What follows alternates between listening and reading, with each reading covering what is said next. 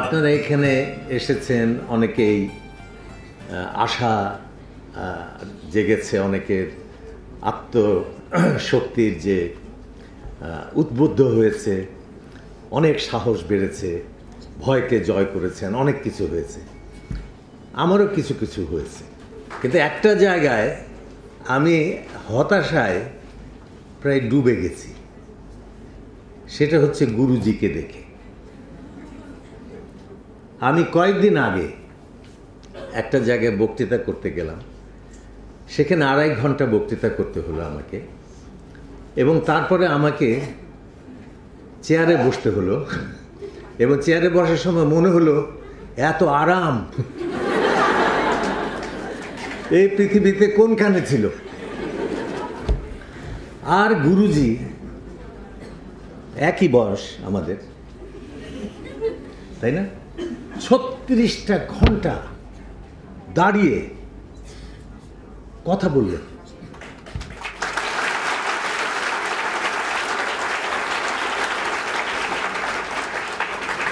এরপরে শুধু একটা কথাই মনে হয়, নিজেকে বলতে ইচ্ছা করে যে ওরে তুই কি আছিস?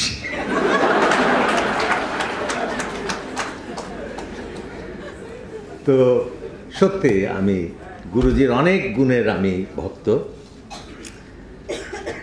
তবে সামনে নাকি প্রশংসা করতে নেই, এটা নাকি হাদিসে আছে যে সামনে প্রশংসা করা তলোয়ার দিয়ে গলা কেটে ফেলার সমান।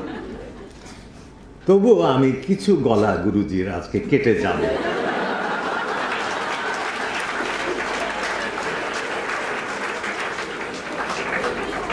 যখন সুযোগ পেয়েছি 15 মিনিট, আজকে শেষ করে যাব। গুরুজিকে আমি এর আগে কখনো গুরুজিকে আমি গুরুজির কথা এইভাবে শুনি। আমার বিশ্বাস হলো তার কথা শুনে যে আজকে বাংলাদেশে যত মানুষ সুন্দর এবং অসাধারণ কথা বলেন, গুরুজি তাদের মধ্যে সেরা।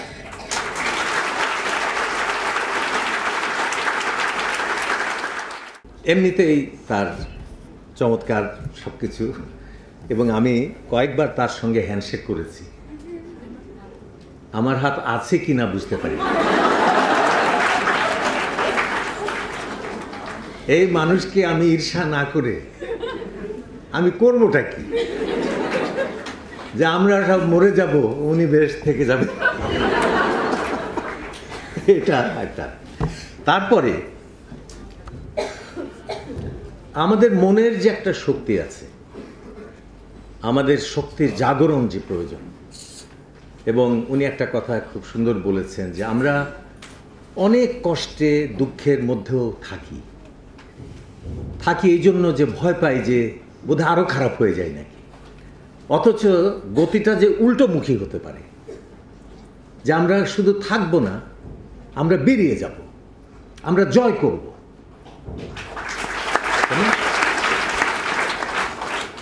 We shall overcome someday. আমার নিজেকে আমি জয় করব, আমার নিজের পাপকে জয় করব, নিজের অক্ষমতাকে জয় করব, নিজের ভয়কে জয় করব, নিজের মধ্যে যা কিছু দুর্বলতা। এই কথাটা আমি এমনিও লিখেছি 2-1টা জায়গাতে, যে স্বাধীনতার যুদ্ধের সময় আমরা একটা যুদ্ধ করেছিলাম।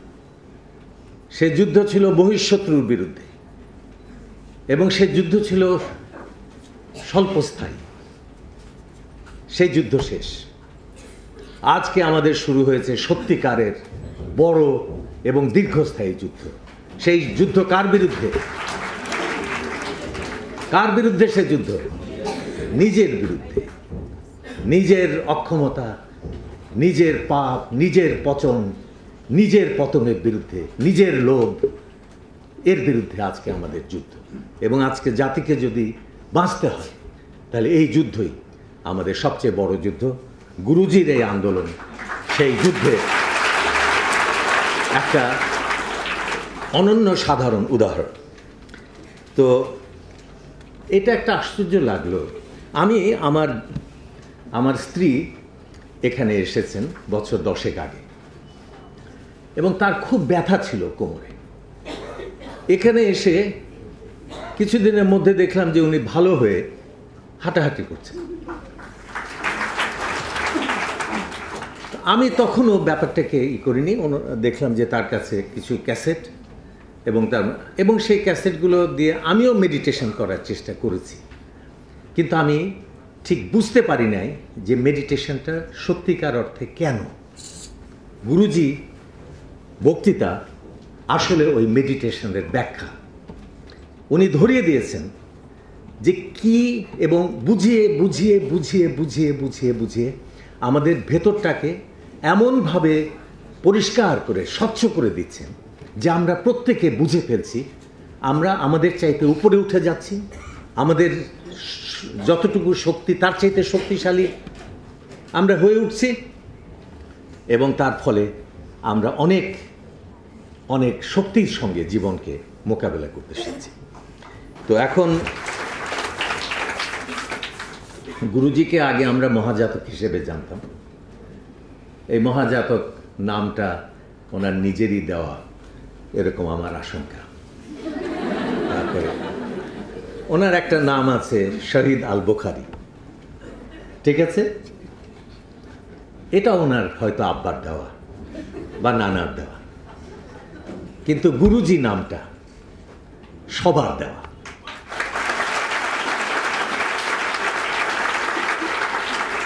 এই জন্য এই নাম এত বড়, এবং আমি আশা করব এই নামেই যেন ভবিষ্যৎ কাল গুরুজিকে চেনে। গুরুজি সংঘের কথা বলেছেন, আমি নিজেও একটু সংঘ করি। গুরুজি সংঘের কথা বলেছেন। বৌদ্ধ ধর্মে আছে যে বুদ্ধং শরণং গচ্ছামি, বুদ্ধকে স্মরণ করো, ধর্মং শরণং গচ্ছামি, ধর্মকে স্মরণ করো, সংঘং শরণং গচ্ছামি, সংঘকে গড়ে তোলো। সংঘকে গড়ে না তুলতে পারলে বড় বড় আইডিয়া ধ্বংস হয়ে যায়। ইসলাম ধর্ম আজকে কি দিয়ে টিকে আছে? সংঘ শক্তি। বৌদ্ধ ধর্ম কি দিয়ে টিকে আছে? এর সংঘ শক্তি। হিন্দু ধর্ম কি দিয়ে টিকে আছে? এর সংঘ শক্তি। যদি সংঘ তৈরি করতে না পারা যায় তাহলে হবে না। তো আমি নিজেও সংঘ করতে চেষ্টা করছি, কিন্তু দুঃখের বিষয় আমি আধা সাংগঠনিক লোক। আমার এক পায়ে শিল্প, কবিতা, গান এক হাতে, আরেক হাতে সংগঠন, কোনোটাই হয় না। কিন্তু গুরুজির এই সংগঠন আজকে যে কি নিপুণভাবে নির্মিত হয়েছে, রচিত হয়েছে, এবং এটা যেভাবে ছড়িয়ে যাচ্ছে, আমি বিশ্বাস করি আগামীকালের বাংলাদেশের শুভবুদ্ধি সম্পন্ন মানুষের সামনে এটা একটা অসাধারণ ঘটনা। মেডিটেশন জিনিসটা গুরুজি বলেছেন যে এটা এমন কিছু না, মনের একটা শান্ত অবস্থা, সুস্থির অবস্থা। মনের শান্ত অবস্থাতে মন অত্যন্ত শক্তিশালী হয়ে ওঠে। রবীন্দ্রনাথের একটা কথা আছে যে উত্তেজনা এবং শক্তি এক নহে, উত্তেজনা এবং শক্তি এক নহে, ইহারা পরস্পর বিরোধী। কারণ উত্তেজিত মুহূর্তে আমরা সবচেয়ে শক্তিহীন। কেমন? রেগে গেলেন তো কেন? সেই মুহূর্তে আমরা কি? উত্তেজিত। আর উল্টো যদি মনকে শান্ত করে সমাহিত করে আমরা নিয়ে আসতে পারি, তখন মন সবচেয়ে শক্তিশালী হয়ে ওঠে। আমি নিজে বুঝি না, আমি চিরদিন আশার কথা বলি, আশায় বিশ্বাস করি। আমার একটা বইও আছে, আমার আশাবাদ। কিন্তু মাঝখানে 2 বছর আমার একটা অসুখ রিপিট করলো এবং আমাকে একদম ভেঙে ধুয়ে গেল। তারপরও আমি আশার কথা বলি, কিন্তু কোথায় যেন একটু তাল কেটে যায় মনে হয়। মাঝে মাঝে বিশ্বাস হতে চায় না যে এটা কি হবে, আমি কি পারবো, আমার দ্বারা কি সম্ভব। মনে হয় আমি একটু ভেঙে গেছি, আমি জিনিসটা বুঝতে পারি নাই। কেমন সেদিনও দেখলাম ওই যে কি সাপ্তাহিক একটি পত্রিকা, ওতে আমার একটা বিরাট ইন্টারভিউ বেরিয়েছে এবং তার প্রথম অংশে আমার কণ্ঠে হতাশার গান, এবং যে প্রশ্নকারী সম্পাদক সে বলছে যে আপনি তো চিরদিন আসার কথা বলেন, আপনি এরকম একটু নৈরাশ্যের কথা বলছেন কেন?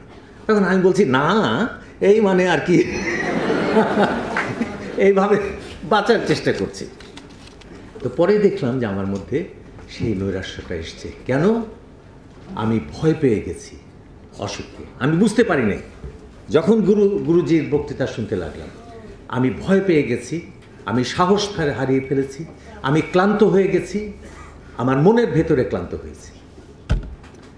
তখন যখন উনি পড়াচ্ছিলেন, বলছিলেন সেই ইতিবাচকতার কথা, আমি তখন আবার আমার সে আগের জীবনে ফিরে গেলাম। কেমন?